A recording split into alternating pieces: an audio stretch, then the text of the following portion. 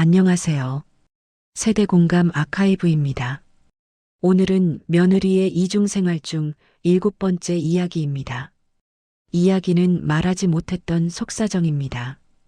회사 다닌다던 며느리. 당신이라면 이 장면을 보고도 믿을 수 있겠습니까? 가방은 너무 가볍고 카드 지출 장소는 회사원과 맞지 않았습니다. 그리고 문틈 사이로 보인 장면은 그녀가 알고 있던 며느리가 아니었습니다. 오늘 시어머니는 며느리가 숨겨온 진짜 이유를 마주하게 됩니다. 그럼 이야기를 시작하겠습니다. 아침 햇살이 부엌 창문으로 스며든다. 따뜻해야 할 공기 속에서 시어머니 정부는 작은 어색함을 느꼈다. 매일 반복하는 풍경인데 오늘따라 더 선명하게 보였다. 정부는 식탁에 앉아 며느리 혜진을 바라본다. 혜진은 늘 그렇듯 단정한 정장을 입고 서 있었다. 재킷은 구김 하나 없이 반듯했고 머리도 곱게 묶여 있었다. 하지만 정분의 눈에 자꾸만 걸리는 게 있었다. 가방이 왜 저렇게 얇지? 서류 몇 장도 들어있지 않을 것 같은 작은 토트백. 보통 회사원이라면 노트북이나 다이어리, 잡동사니가 꽤 있을 텐데 혜진의 가방은 늘 얇고 가볍기만 했다. 정부는 자연스럽게 말을 꺼냈다. 요즘은 회사 다니는 사람들도 이렇게 빈손으로 다녀. 혜진은 익숙하다는 듯 미소를 지으며 대답했다. 요즘은요, 다 전산이에요. 서류 같은 건 하나도 안 들고 다녀요. 말투는 밝았고 표정도 자연스러웠다. 하지만 정분의 마음 한쪽이 살짝 불편해졌다. 혜진이 신발을 신고 나가기 위해 현관으로 향했다. 정분은 따라가며 또 다른 이상함을 발견했다. 출근 시간치고는 너무 한가했다. 분명 9시 업무 시작이라고 말했었는데 지금 나가면 20분에서 30분은 늦을 것 같았다. 혜진아, 오늘은 늦게 가는 거야? 정분이 조심스럽게 물었다. 아, 네. 요즘은 부서 분위기가 좀 편해져서요. 시간에 크게 구애받진 않아요. 혜진은 가볍게 손을 흔들며 말한 뒤 현관문을 열었다. 그 순간 문틈 사이로 들어온 바람이 은근히 차가웠다. 정분의 마음에도 같은 바람이 스며들었다. 요즘 회사가 이렇게 느슨한가? 예전엔 5분만 늦어도 난리였는데. 정부는 혜진이 내려가는 계단을 바라보다 천천히 현관문을 닫았다. 문이 닫히는 작은 소리 뒤로 정분의 의심 아닌 의심이 조용히 자리 잡기 시작했다. 식탁으로 돌아온 정부는 깊은 한숨을 내쉬었다. 얼마 전까지만 해도 별거 아닌 장면이었는데 이상하게도 마음이 편치 않았다. 가벼운 가방, 여유로운 출근 시간, 말은 자연스러운데 어딘가 설명되지 않는 작은 틈새들. 정부는 스스로에게 말했다. 내가 괜한 생각을 하는 건가? 나이 들면 괜히 의심도 많아지고. 그렇게 스스로를 달래보았지만 마음속 깊은 곳에서는 아주 작은 불편함이 천천히 자라는 중이었다. 그리고 정부는 모른다. 지금 느낀 이 작은 틈새가 곧 모든 이야기를 시작하게 될 첫 조각이라는 것을. 정부는 부엌 정리나 해볼까 하고 천천히 걸음을 옮겼다. 아침 햇살이 기울어지는 방향에 따라 거실 바닥에 길게 그림자가 비쳤다. 평소처럼 조용한 아침이었고 특별할 것 없는 하루였다. 그런데 마음 한편이 계속 쿡쿡 쑤시는 느낌이 들었다. 왜 이렇게 신경이 쓰이지? 정부는 스스로에게 말하며 고개를 저었지만 아까 혜진의 가방, 그 가벼운 느낌이 자꾸 떠올랐다. 그때였다. 현관 근처에 놓여있던 작은 택배 봉투 하나가 눈에 들어왔다. 얘가 또 뭘 샀나? 정부는 무심코 봉투를 집어들었지만 그 순간 봉투 틈 사이로 흰 종이 한 장이 미끄러져 바닥에 떨어졌다. 정부는 허리를 굽혀 그것을 주워들었다. 신용카드 이용 명세서. 보려고 한 건 아니었다. 정말로 우연히 눈에 들어온 글자였다. 정부는 종이를 돌려놓으려다 그 아래 적힌 항목들이 눈에 스쳤다. 도시락 제조업체, 반복 결제, 작업복 전문점, 카드 승인, 야간 셔틀버스, 편도 요금, 소형 공구대여. 정부는 잠시 멈춰섰다. 눈을 비비고 다시 읽어보았다. 어느 항목을 봐도 회사원이라는 단어가 떠오르지 않았다. 이게 뭐야? 도시락? 작업복? 야간 셔틀? 정부는 명세서를 손에 쥔 채 부엌 의자에 털썩 앉았다. 손끝이 살짝 떨리는 느낌이 들었다. 당황도 아니고 분노도 아니었다. 그저 무슨 일이지? 라는 혼란이 스멀스멀 피어올랐다. 혜진은 늘 단정했다. 퇴근 후에도 깨끗한 옷, 피곤한 기색 없이 웃어주던 며느리. 그런데 이 명세서엔 힘든 노동 환경에서 쓰는 소비 패턴이 고스란히 적혀 있었다. 정분의 머릿속에서 오래된 기억 하나가 번쩍 떠올랐다. 사람이 정말 힘들 때는 말도 못한다. 남편을 잃고 혼자 아들 키우던 시절, 누구에게도 말 못했던 힘든 나날들이 스쳐갔다. 그 순간 정부는 갑자기 마음이 더 무거워졌다. 혹시 얘 어떤 문제에 휘말린 건가? 빚이라도? 아니면 가족들 모르게 뭔가 책임지고 있는 건가? 그렇지 않고서야 이런 지출이 왜? 정부는 다시 명세서를 바라보았다. 가벼운 종이 한 장인데 마음속 무게는 점점 더 깊어지는 듯했다. 창밖의 아침 버스 소리, 경적 소리가 멀리서 들려왔다. 세상은 평소와 같았지만 정분에게는 어딘가 균열이 생긴 느낌이었다. 명세서를 봉투에 조용히 넣고 나서도 그녀는 한동안 움직이지 못했다. 손끝에서 서늘한 기운이 빠져나가지 않았다. 혜진아, 도대체 왜? 정부는 천천히 몸을 일으키며 방금 떨어진 작은 종이가 오늘 하루의 분위기를 완전히 바꿔놓았다는 사실을 깨달았다. 그리고 마음 한켠에서 아까보다 더 크고 뚜렷한 불안이 아주 조용히 뿌리를 내리기 시작했다. 아침 공기가 아직 선선한 시간, 혜진은 현관에서 작은 거울을 보며 머리를 가볍게 정리하고 있었다. 정부는 부엌에서 따뜻한 차를 마시며 그 모습을 무심히 바라보고 있었다. 매일 아침처럼 혜진은 단정한 정장 차림이었다. 화이트 블라우스에 검은 재킷, 그리고 작은 크로스백. 딱 회사원이라는 느낌.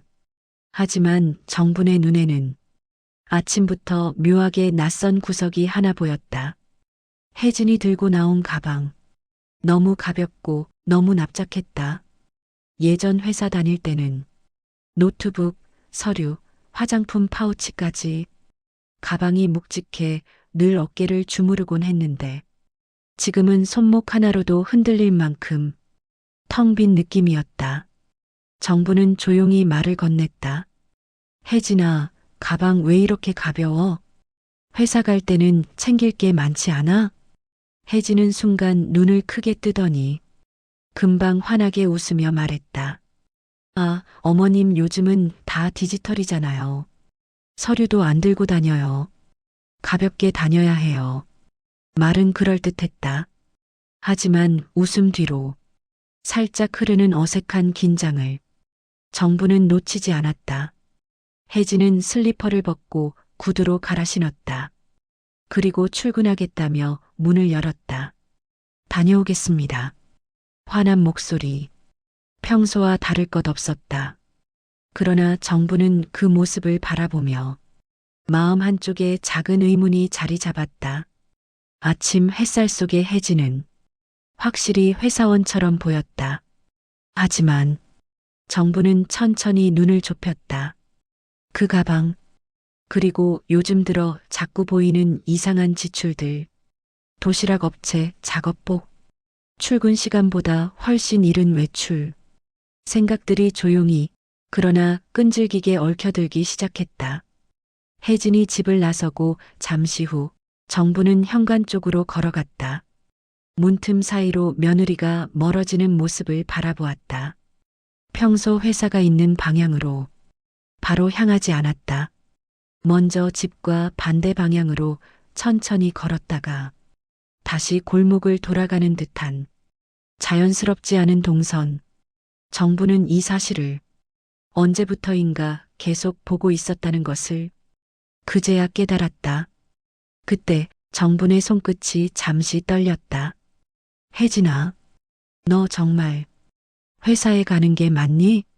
하지만 정부는 아직 확신할 수 없었다. 의심이라 부르기엔 작은 조각들이었고, 걱정이라고 하기엔 너무 흐릿한 단서들이었다. 정부는 작은 한숨을 내쉬었다. 내가 너무 예민한 건가? 그러나 이 작은 의심 하나가 하루가 지나며 점점 더 커질 줄은 정분 자신도 알지 못했다. 그리고 불과 몇 시간 후 정부는 혜진을 정장 대신 작업복을 입은 모습으로 우연히 다시 보게 되리라는 것을 전혀 예상하지 못하고 있었다. 정부는 안방 창가에 앉아 늦은 오후 햇빛에 물든 아파트 단지를 멍하니 바라보고 있었다. 머릿속은 복잡했다. 며칠 전부터 이어진 사소한 단서들, 가볍기만 한 출근 가방, 이상한 지출 내역, 재택 근무라는 말들. 그 모든 것이 뭉쳐 작은 의심이 천천히 자라나고 있었다. 그때 침대 위에 놓인 휴대폰 화면이 켜졌다. 시각은 오후 4시 10분. 정부는 조용히 자리에서 일어났다. 천천히 옷을 걸치고 가벼운 가방을 들었다. 평소 장을 보러 나가는 듯한 자연스러운 모습이었지만 발걸음만큼은 무겁고 마음은 이미 결심을 굳히고 있었다. 이대로 그냥 넘기면 안 돼. 내가 직접 확인해야 해. 엘리베이터에 서 있는 동안 정분의 심장은 이유 모를 불안으로 조금씩 빨라졌다. 문이 열리자 단지 안으로 노을빛이 부드럽게 깔려 있었다. 바람은 시원했지만 정분의 가슴속은 점점 뜨거워지는 듯했다. 단지 입구 근처 사람들이 오가는 방향을 천천히 둘러보다 멀리서 낯익은 실루엣 하나가 눈에 들어왔다. 정부는 순간 걸음을 멈췄다. 혜진? 맞았다. 그 특유의 작은 걸음, 묶은 머리. 하지만 정분의 눈을 확 끌어당긴 것은 복장이었다. 혜진은 정장이 아니었다. 아침에 집을 나설 때 입었던 깔끔한 블라우스도 재킷도 보이지 않았다. 대신 편한 바지, 운동화, 얇은 앞치마, 머리는 높게 묶은 작업 스타일. 손에는 비닐장갑 자국이 희미하게 남아 있었다. 정분의 심장이 순간적으로 내려앉았다. 저게 뭐야? 혜진은 주변을 두리번거리며 정분이 모르는 방향, 골목 안쪽으로 자연스럽게 걸어 들어갔다. 회사 방향과는 전혀 다른 방향. 동선이 너무 낯설었다. 정부는 그 자리에서 한동안 움직이지 못했다. 그저 며느리를 바라보는 시선만 천천히 흔들리고 있었다. 작업복? 이 시간에? 회사 다닌다면서 도대체 어디에 출근한 거야, 얘는? 머릿속에서 수많은 조각이 깨지는 소리가 동시에 들렸다. 정부는 깊게 숨을 들이켰다. 그리고 며느리가 멀어지기 전에 조심스럽게 거리를 유지하며 뒤를 따르기 시작했다. 발걸음마다 정분의 마음속에서는 또 다른 감정이 자라났다. 불안, 혼란, 그리고 말로 표현하기 힘든 작은 두려움. 혜진은 골목으로 들어간 뒤 익숙한 듯 성큼성큼 걸어갔다. 그 길은 오래된 상가와 자그마한 작업장들이 늘어서 있는 회사원이라기보다는 작업자나 배달 직원들이 오가는 느낌이 강한 거리였다. 정부는 멀찍이 떨어져 한 걸음 한 걸음 조심스럽게 뒤따랐다. 저 복장, 내가 아는 혜진이 아닌데 이건 분명 뭔가 숨기고 있는 게 맞아. 얼마 지나지 않아 골목 끝에 오래된 작은 샘문이 보였다. 허름한 간판에는 흐릿한 글씨, 참담은 도시락, 반조리 작업장. 혜진이 그 문 앞에서 잠시 머리를 정돈하고 익숙한 동작으로 문을 밀고 들어가는 모습이 정분의 눈에 또렷하게 들어왔다. 정분은 숨을 멈춘 채 서 있었다. 아니 이게 뭐야? 아침마다 정장을 입고 다녀오겠습니다라고 밝게 인사하던 며느리. 그 며느리가 지금은 작업복을 입고 작업장에 있었다. 정부는 가슴을 움켜쥐듯 양손을 모았다. 단숨에 숨이 턱 막히는 듯 했다. 혜진아, 내가 이렇게 힘든 일을 하면서 왜 나한테 아무 말도 안 했니? 정분이 미처 모른 채 있던 며느리의 다른 하루가 지금 눈앞에서 조용히 그러나 확실하게 모습을 드러내고 있었다. 골목 끝까지 따라온 정부는 혜진이 들어간 문 앞에서 조심스럽게 발걸음을 멈췄다. 방금까지 멀리서 보았던 작업복 차림이 아직도 머릿속에서 선명하게 떠나지 않고 있었다. 정말 이곳이 내가 출근하는 곳이었니?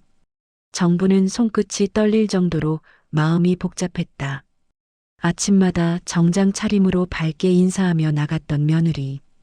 그 모습은 지금 이 허름한 골목과 전혀 어울리지 않았다. 잠시 후 샘문 틈 사이로 따뜻한 조리실 불빛이 새어나왔다. 금속이 부딪히는 소리, 가열기 위에서 끓는 물소리, 사람들 발걸음이 바쁘게 오가는 소리까지. 정부는 용기를 내어 문 앞에 몸을 살짝 기울였다. 문틈 사이로 보이는 장면이 가슴을 철렁 내려앉게 했다. 그 안에는 작업복을 입은 혜진이 있었다. 아까 골목에서 본 것보다 한층 더 일하는 사람의 모습이었다. 앞치마는 이미 조리 기름으로 얼룩져 있었고 묶은 머리에는 작은 땀방울이 맺혀 있었다. 혜진은 다른 직원이 건네주는 커다란 도시락 박스를 두 손으로 번쩍 들어 옮기고 있었다. 혜진 씨, 저쪽도 좀 부탁해요. 네, 알겠어요. 익숙한 목소리, 하지만 정부는 처음 듣는 톤이었다. 집에서 밝고 다정하게 웃던 혜진과는 완전히 달랐다. 지금 혜진은 일에 치이고 땀 흘리고 숨 가쁘게 움직이는 노동자였다. 정부는 문틈을 더 바라보지 못하고 작게 숨을 삼켰다. 아니야. 이게 무슨 일이야. 회사 다닌다더니 왜 여기서, 왜 이런 일을? 하지만 더 큰 충격은 혜진의 표정이었다. 힘든 기색은 있었지만 그 안에는 이상하게도 포기한 얼굴도 짜증도 불만도 없었다. 오히려 괜찮아요. 여기 둘게요. 라며 밝게 대답하는 모습이 정분의 마음을 더 아프게 했다. 얼마나 오래 혼자 이렇게 버틴 거니? 정분의 눈가가 붉게 물들기 시작했다. 배신감이 아니었다. 분노도 아니었다. 그저 이 아이가 얼마나 외로웠을까. 그 생각만 가슴을 가득 채웠다. 혜진은 손목을 털며 계속해서 작업을 이어갔다. 도시락을 정리하고 반조리 음식을 뜨거운 통에 옮기고 주문 리스트를 받아 적고 무거운 물건들을 옮기는 모습. 정부는 멀찍이 떨어진 자리에서 그 모든 모습을 가만히 바라보았다. 가슴은 무겁고 숨은 얕아지고 마음은 점점 더 깊게 내려앉았다. 혜진아, 너한테 무슨 일이 있었던 거니? 정부는 눈을 떼지 못한 채 한참을 서 있었다. 그리고 조금 뒤 발걸음을 돌리며 천천히 골목을 빠져나왔다. 한 걸음 한 걸음 내디딜 때마다 정분의 마음속에는 걱정, 슬픔, 자책이 뒤섞여 더 크게 파도치고 있었다. 이제는 더 이상 모른 채 할 수 없었다. 이 아이의 숨겨진 사정을 내가 먼저 들어야 한다. 그 결심이 그녀의 발걸음을 집 쪽으로 이끌고 있었다. 정분이 집에 도착했을 땐 이미 해가 기울어 있었다. 현관문을 열자 익숙한 집 냄새가 퍼졌지만 오늘따라 그 향이 마음을 따뜻하게 감싸주지 않았다. 대신 차갑고 무거운 바람이 가슴속까지 스며드는 듯했다. 정부는 신발을 벗은 뒤 거실로 들어오지도 않고 그대로 주저앉았다. 늘 당당하던 어깨는 축 처져 있었다. 손등으로는 식은 땀이 촉촉하게 배어 있었다. 저렇게 힘든 일을, 그것도 나 몰래, 언제부터 혼자서. 머릿속에 아까 보았던 장면이 계속 반복되었다. 앞치마를 두르고 큰 박스를 옮기며 밝은 척 웃던 혜진의 얼굴, 이마에 맺힌 땀, 숨을 고르며 일하던 그 모습. 정부는 갑자기 속이 울컥해졌다. 나한테 왜 말을 안 했니? 그 말이 목구멍까지 올라왔지만 입 밖으로 나오지 못하고 가라앉았다. 정부는 천천히 일어나 소파에 앉았다. 두 손을 모아 쥐고 손가락을 서로 비비며 무엇이 잘못된 것인지 곱씹었다. 혹시 내가 며느리한테 너무 큰 기대를 했나? 우리 아들한테 도움이나 되라고 더 열심히 하라는 말을 내가 자주 했던가? 그래서 부담스러워서 숨긴 걸까?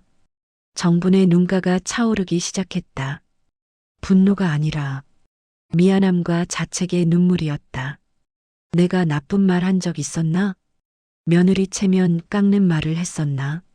아니면 얘가 힘들다는 걸 내가 못 알아챘나? 정부는 손등으로 눈가를 쓸어내리며 조용히 고개를 숙였다. 자신도 모르게 작게 중얼거렸다. 내가 어른이라면서 왜 하나도 몰랐을까? 그 순간 현관문이 조용히 열리는 소리가 들렸다. 혜진이었다. 어머님, 저 왔어요. 평소처럼 밝고 다정한 목소리. 하지만 정부는 바로 고개를 들지 못했다. 어떤 표정을 지어야 할지 몰랐다. 말을 꺼내면 감정이 터져버릴 것 같았기 때문이다. 혜진은 정분의 어색한 기운을 단번에 느꼈다. 슬리퍼를 벗으며 조심스럽게 말했다. 어머니, 어디 편찮으세요? 그 말에 정부는 더 이상 아무 말도 못했다. 혜진이 다가오자 정부는 본능적으로 소파에서 몸을 조금 비켰다. 피하려고 한 게 아니었다. 지금 당장 눈을 마주치면 자신이 울어버릴 것만 같아서였다. 혜진은 어색하게 멈춰섰다. 정분의 얼굴을 살피며 작은 긴장감을 느꼈다. 하지만 이유를 묻지 못하고 조용히 부엌으로 향했다. 정부는 혜진의 뒷모습을 바라보다 숨을 길게 내쉬었다. 너한테 화난 게 아니야. 어떻게 말해야 할지 모르겠어서 그래. 너한테 너무 미안하고 너무 걱정돼서 그래.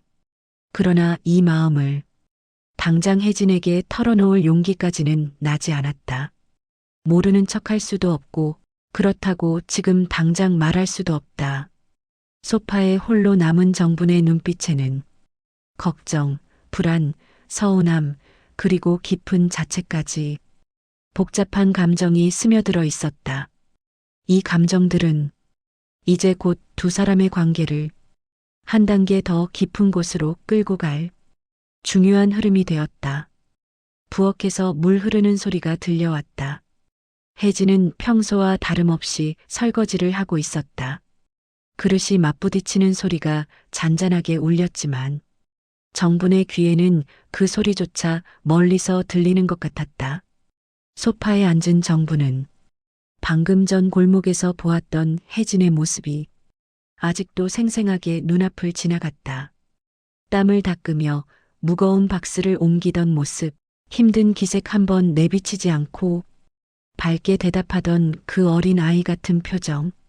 그런데 지금 눈앞에서 부엌에 서 있는 혜진은 평소와 다름없이 단정했고 마치 오늘 하루 아무 일도 없었다는 듯 조용했다. 어떻게 이렇게 태어날 수가 있지? 힘든 일을 하고 왔는데 웃으면서 다녀왔어요 라고 말했잖아. 정부는 그 사실이 더 마음을 아프게 했다.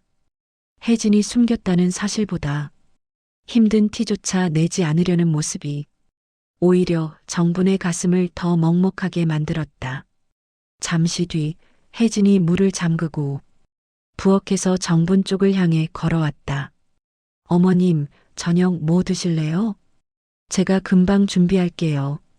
늘 하던 말인데 오늘따라 훨씬 더 다정하게 들렸다. 하지만 정부는 그 말에 바로 답하지 못했다. 말을 꺼내면 목이 떨릴 것 같았다. 조금만 감정이 흔들리면 방금 본 장면을 그대로 토해버릴 것 같았다. 정부는 애써 평정한 얼굴을 유지하려 했지만 입술이 살짝 떨리고 있었다. 지금은 괜찮다. 짧고 건조한 대답. 혜진의 얼굴이 순식간에 굳어졌다. 이 한 문장만으로도 정분의 기분이 평소와 다르다는 걸 바로 알아챘다. 어디 불편하신 데 있으세요? 혜진이 조심스럽게 되물었다. 정부는 고개를 저었다. 아니야. 그냥 피곤해서. 그 말투에는 화도 짜증도 없었다.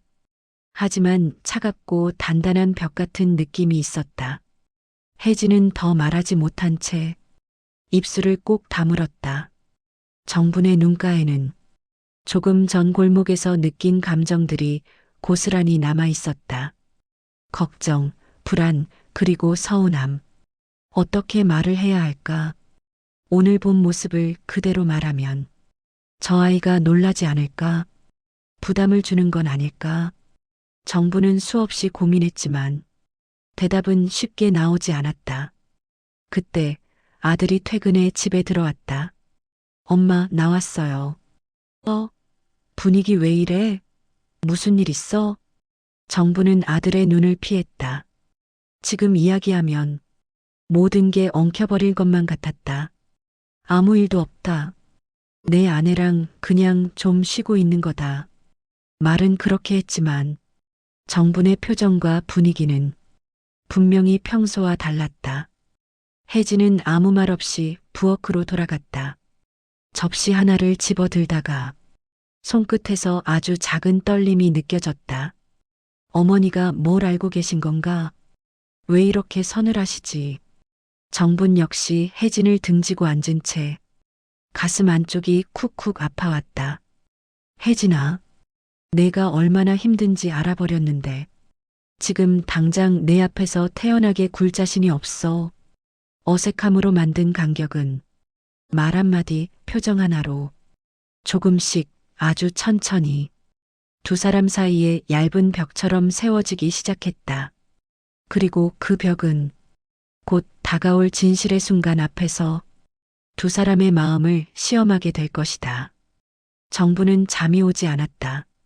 저녁 시간이 지나고 집안이 고요해졌는데도 가슴속 불안은 더 커져만 갔다. 혜진과 아들은 TV를 보며 잠깐 웃고 있었지만 정분의 귀에는 그 웃음소리가 마치 먼 곳에서 들리는 것처럼 느껴졌다. 저렇게 웃고 있는데 저 아이는 오늘 얼마나 힘들었을까. 나한테 말도 못하고. 정부는 천천히 자리에서 일어나 집안을 한 바퀴 돌며 정리를 하기 시작했다. 머릿속이 복잡할 때면 괜히 손에 잡히는 것들을 정리하곤 했다. 책상을 닦고 쿠션을 바로 놓고 아이 장난감을 치우고 그러다 눈에 띈 것이 있었다. 작은 장난감 상자 위에 서류 봉투 하나가 덩그러니 올려져 있었다. 정부는 무심코 그것을 손에 들었다. 묵직한 느낌. 방금 본 회사 명세서와는 다른 무게였다. 이게 뭐지?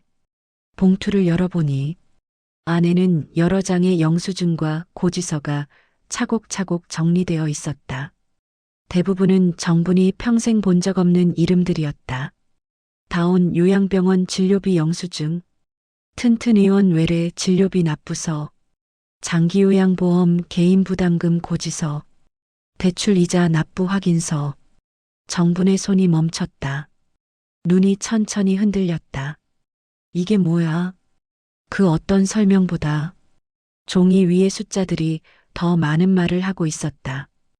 한 달치가 아니라 여러 달 동안 누적된 병원비, 그리고 대출이자. 혜진은 가족에게 단 한 번도 말한 적이 없었다. 정분의 가슴이 서서히 내려앉았다. 그리고 곧 아주 깊게 묵직하게 눌려왔다. 혜진이가 부모님 병원비를 이렇게 혼자 낸 거야? 그럼 그 힘든 도시락 공장 일도 이것 때문에? 정부는 숨을 크게 들이쉬었다가 바로 내쉬지 못했다. 마음속에서 뭔가 크게 흔들리고 있었다.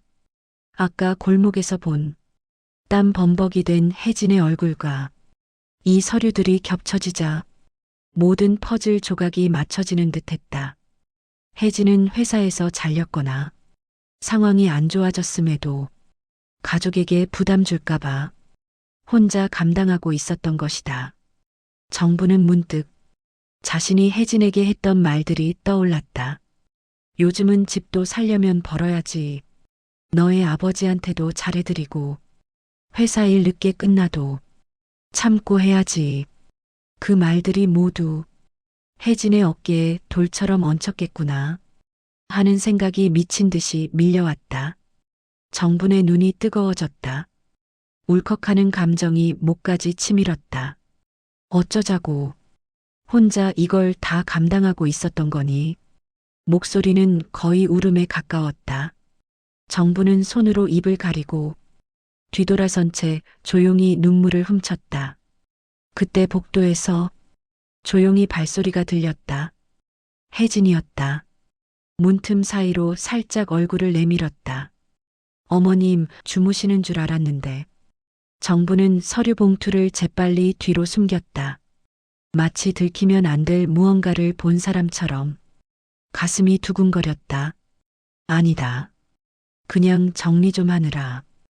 혜진은 잠시 정분을 바라보다 살짝 미소만 짓고 방으로 들어갔다. 그 모습은 평온했지만 정분에게는 달리 보였다. 이 아이는 이걸 혼자 감당하면서도 저렇게 웃고 있었던 거구나.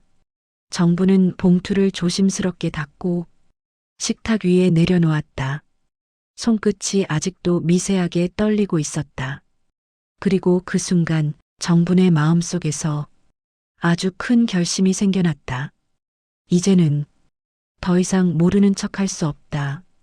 이 아이가 숨긴 진짜 사정, 내가 먼저 들어줘야 한다. 정부는 눈을 감았다. 뜨거운 눈물이 한 번 더 흐르며 내일을 향한 결심이 조용히 그러나 단단하게 자리 잡았다. 아침 햇살이 거실 한쪽을 밝히고 있었다. 하지만 정분에게 그 빛은 따뜻하지 않았다. 어젯밤 서류 봉투를 꺼내 들고 울던 순간이 아직도 마음 깊숙한 곳에서 진하게 맴돌고 있었다. 밤새 뒤척인 탓에 눈꺼풀은 무거웠고 가슴은 더욱 묵직했다. 혜진은 평소처럼 밝게 부엌으로 나왔다. 어머님, 커피 드릴까요? 네잎클로버처럼 환한 미소. 그 미소가 오히려 정분의 가슴을 찌르는 것 같았다. 혜진아. 정분이 조용히 부른 목소리는 평소와 달리 약간의 떨림이 있었다. 혜진은 그 미세한 떨림을 알아채는 순간 움찔하며 고개를 들었다. 네, 어머님? 정부는 잠시 말을 잇지 못했다. 손끝이 달아오르는 것 같았다. 어떻게 말을 꺼내야 할지, 어디서부터 어떻게 시작해야 할지 머리가 복잡해졌다. 하지만 더는 미룰 수 없었다. 이 아이가 혼자 짊어진 짐을 더 오래 방치하면 안 된다는 걸 어제 눈물로 똑똑히 깨달았기 때문이다. 정부는 쓴숨을 삼키며 조심스럽고도 단단한 목소리로 말했다.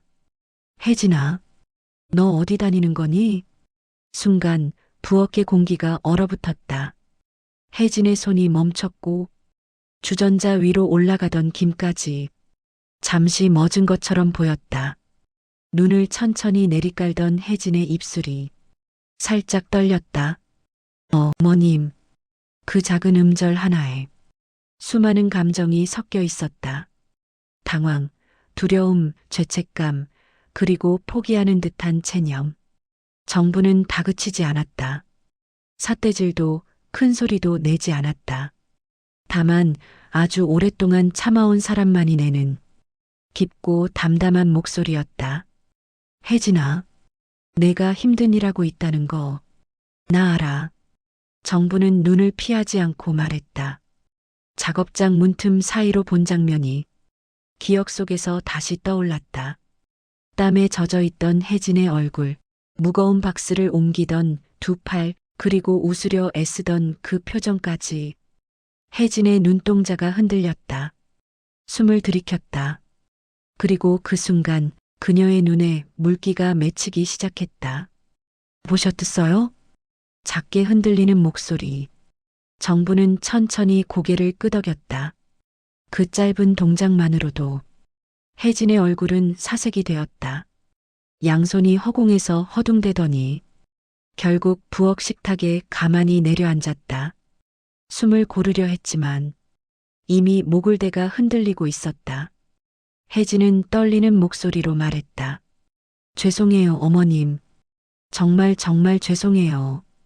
그 말이 나오자마자 마치 막혔던 감정이 한꺼번에 터진 것처럼 눈물이 볼을 타고 흘러내렸다. 회사 아니에요. 오래전에 잘렸어요. 말은 하는데 단어마다 상처와 피로가 담겨 있었다. 말하면 실망하실까봐, 어머님 힘들게 할까봐, 남편도 속상할까봐. 그래서 차마 말 못했어요. 정부는 혜진의 말을 조용히 들었다. 비난도 판단도 섞이지 않은 채 그저 이 아이가 얼마나 외로웠을까를 생각하며 혜진은 손등으로 눈물을 닦으며 계속해서 말했다. 부모님 병원비가 한 달만 쉬어도 감당이 안 돼요. 요양비도 계속 나가고 그래서 도시락 공장에서 그냥 버틴 거예요. 말이 끝나자 부엌은 다시 고요해졌다. 혜진은 의자에 몸을 파묻듯 주저앉았다.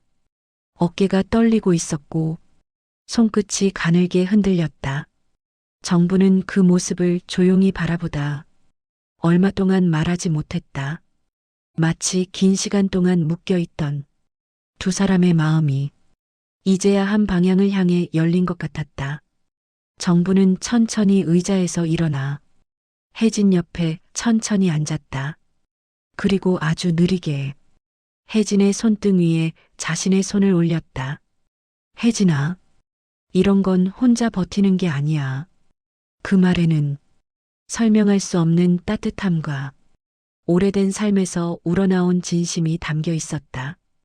부엌에 고요한 정적이 내려앉았다. 말이 끝난 혜진은 고개를 숙인 채 손등으로 눈물을 닦고 있었지만 쏟아지는 눈물은 멈출 줄 몰랐다. 정부는 그 모습을 조용히 바라보았다. 작은 어깨가 들썩이는 것, 입술을 꽉 깨물고 참으려는 표정, 그 모든 게 정분의 마음을 쿡쿡 찔렀다. 얼마간의 침묵 끝에 정분이 아주 작은 목소리로 말했다. 혜진아, 고개 좀 들어봐. 혜진은 천천히 고개를 들었지만 눈가가 너무 빨갛고 젖어 있어 정분의 눈을 제대로 마주보지 못했다. 정부는 숨을 한번 깊게 들이켰다. 그리고 떨리는 손으로 혜진의 손등을 살며시 감쌌다. 너 혼자서 이걸 다 버틴 거야? 질책이 아니었다. 원망도 아니었다. 오히려 가슴속 깊은 상처가 드러난 것 같은 절절한 안타까움과 슬픔의 목소리였다. 혜진은 손을 움찔했지만 곧 정분의 손을 꼭 잡았다. 그 순간 참아왔던 감정이 한꺼번에 터지는 듯 혜진의 눈에서는 더 큰 눈물이 떨어졌다. 죄송해요. 어머니한테 말하고 싶었는데 제가 너무 창피하고 너무 무서웠어요. 정부는 조용히 고개를 저었다. 왜 창피해? 내가 뭐 잘못했어? 가족 살리려고, 부모님 돌보려고, 이렇게까지 뛰는데 그게 왜 창피해? 그 말이 나오자 혜진은 바로 울음을 참지 못했다. 그동안 눌러왔던 감정이 목 끝까지 차올라 울음으로 터져나왔다. 전 어머니가 많이 기대하시니까 저까지 무너지면 시댁도 친정도 다 흔들릴까봐 그래서 말 못했어요. 정분의 눈도 순간 붉어졌다. 그동안 몰랐던 진실이 지금 한꺼번에 눈앞에 펼쳐져 있었다. 정분은 조용히 혜진의 양손을 잡고 천천히 끌어안았다. 마치 오랫동안 흘려보낸 사람을 다시 품에 넣는 것처럼 혜진은 정분의 어깨에 얼굴을 묻고 어린아이처럼 엉엉 울기 시작했다. 정분은 그 등을 천천히 쓸어주며 말했다. 혜진아, 이 세상에 가족보다 먼저 붙잡아야 하는 사람은 없어. 너 혼자 견디게 해서 미안하다. 그 말은 정분의 상처이자 고백이었다. 며느리를 몰아붙이려는 마음은 단 한 번도 없었지만 정분 역시 나름의 기대와 바람이 있었고 그게 혜진에게 무겁게 내려앉았다는 것을 지금에서야 똑바로 깨달았다. 혜진은 고개를 저으며 울먹였다. 아니에요. 어머니 잘못 아니에요. 제가 겁이 많아서 누가 걱정할까봐 그게 더 싫어서. 정부는 혜진의 어깨를 두 손으로 꼭 붙잡고 눈을 맞추었다. 혜진아, 힘들면 말해야 해. 숨기면 사람이 더 외로워져. 혜진은 흐느끼며 고개를 끄덕였다. 정부는 다시 조용히 말을 이었다. 우린 가족이야. 같이 버티는 게 가족이지. 혼자 버티는 게 가족이 아니야. 짧은 순간이었지만 부엌 안에는 두 사람의 지난 시간들이 모두 담긴 듯한 깊고 묵직한 여운이 흘렀다.